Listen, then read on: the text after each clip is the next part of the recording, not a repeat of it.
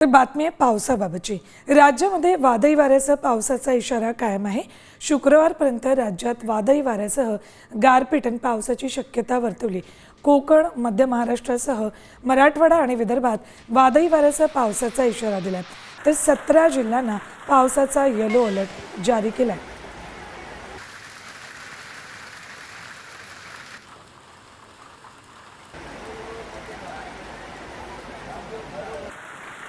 कुठल्या जिल्ह्यांना yellow alert दिलाय बघा। रत्नागिरी, सिंधुदुर्ग, जळगाव, नाशिक,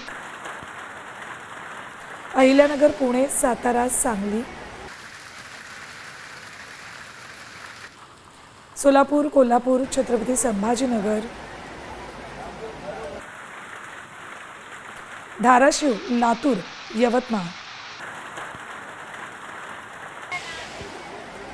नागपूर, चंद्रपूर, गडचिरोली,